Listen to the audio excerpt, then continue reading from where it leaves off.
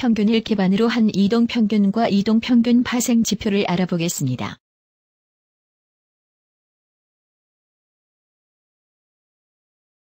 평균을 사용하지만 주가의 후행성을 극복하고 추세 변곡점, 주가의 지지와 저항을 파악하기 위해 평월계수를 사용하는 이동평균선이 있습니다. 그리고 이동평균 값의 상대적 가격을 비교한 지표도 있습니다. 마지막으로 지지와 저항을 찾기 위해서 밴드를 이용한 지표들도 있습니다. 지표의 종류는 많지만 평균을 기반으로 한 지표들이기 때문에 단순 이동평균, 지수 이동평균 개념을 제대로 알고 있으면 큰 의미를 부여할 필요가 없고 투자자의 투자 성향에 맞게 선택하면 된다는 것을 알 수 있을 것입니다. 주식 투자 경험이 있는 대부분의 일반 투자자들은 기술적 분석만으로 수익을 얻기 쉽지 않다는 것을 알고 있습니다. 그럼에도 불구하고 수익을 얻기 위한 수단으로 새로운 기술적 분석 지표를 찾기 위해 노력합니다. DEMA와 TEMA는 기존 단순 2평이나 지수 2평의 후행성을 개선했고 추세 전환을 잘 찾는다고 알려진 지표입니다.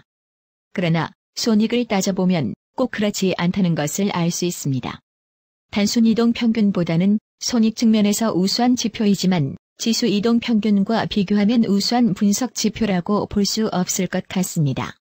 아주 미세한 가격 차이를 통한 수익을 얻는 것이 아니라 일반 투자자 입장에서 중장기 투자를 한다면 단순 이동평균과 지수 이동평균만 알고 있어도 충분하다고 생각합니다. 그럼에도 불구하고 또 다른 지표를 찾는 이유는 차트로 보면 뛰어난 지표인 것처럼 보이기 때문입니다.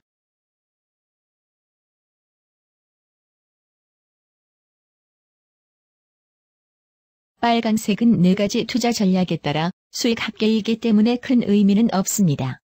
수익률이 가장 낮은 것은 청색의 단순 이동평균이고 가장 높은 것은 밝은 녹색의 지수 이동평균입니다.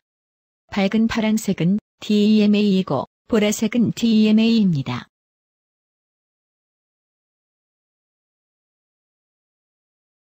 지수 이동평균을 보완하는 방법 중 하나가 추세선을 그어보는 것입니다.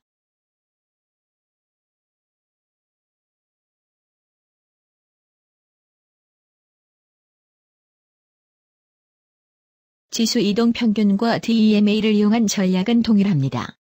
20일 이평선이 60일 이평선을 상향 돌파하면 매수하고 이와 반대면 매도합니다. DEMA를 이용한 전략의 수익을 보면 지수 이동평균과 차이가 있는 구간이 있습니다.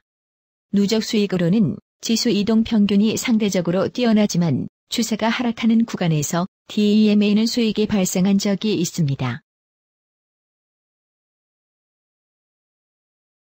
일반적으로 지수 이동평균을 이용한 투자 전략은 주가 추세의 영향을 받습니다. 상승 추세에서는 수익이 발생하고 하락 추세에서는 손실이 발생할 가능성이 있습니다. 주가 추세와 수익을 보면 이해할 수 있습니다.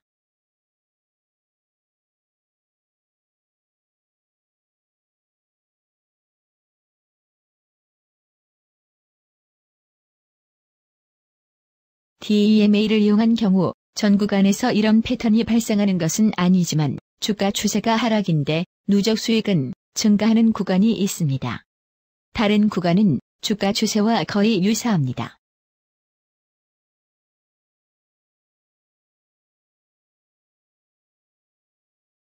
주가 추세와 반대로 가는 부분을 보겠습니다. 검정색은 60일 지수 이동평균선이고 파란색은 60일 DEMA입니다. 보면 알 수 있듯이 60일 DEMA가 60일 지수 이동평균선에 비해 추세 전환이 빠릅니다.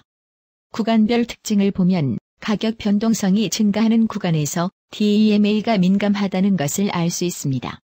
지수 이동평균선이 누적 수익 측면에서는 상대적으로 우수하지만 DEMA의 이런 특징을 고려해서 투자 전략을 만들면 투자 수익에 도움이 될 수 있을 것 같습니다.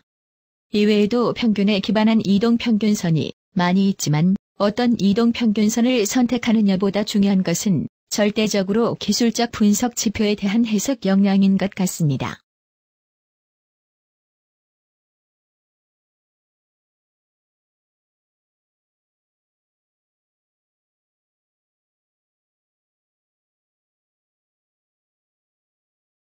검정선은 20일 적합 이동평균선인데 주가의 추세를 감안한 이동평균선입니다.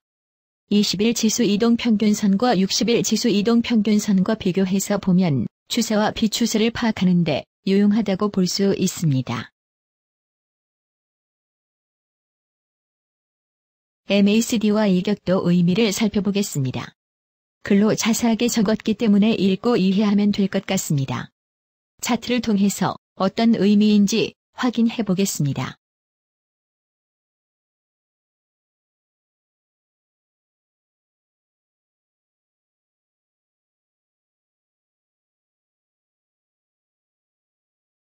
(12, 26, 60일 지수 이동평균선입니다.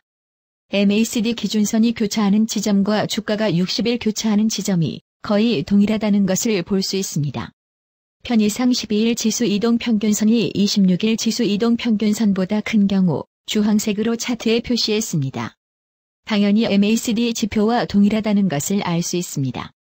MACD 지표에서 값이 커진다는 것은 최근에 가격이 급등했거나 상승 추세가 지속된다고 볼 수 있습니다.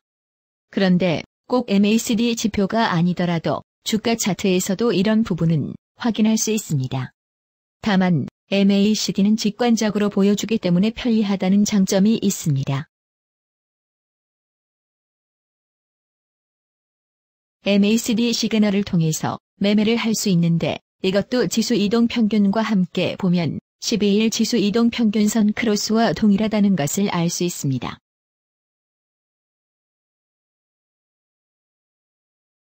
단기 이격도의 경우 일정한 폭으로 상승과 하락을 반복하는 경향이 있습니다.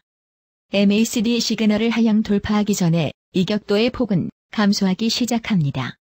오늘 평균을 이용한 기술적 지표를 살펴봤는데 주가를 분석하는 기준이 평균인 경우 아주 특이한 지표가 아니라면 단순 또는 지수 이동 평균을 조합한 투자 전략 수준의 수익을 얻거나 낮은 수익을 얻는 지표입니다. 이동 평균의 개념과 단순 이동 평균, 지수 이동 평균만 이해하면 나머지는 어떤 특정 관점에서 추출한 값을 이용한 것뿐이라는 것을 알 수 있습니다.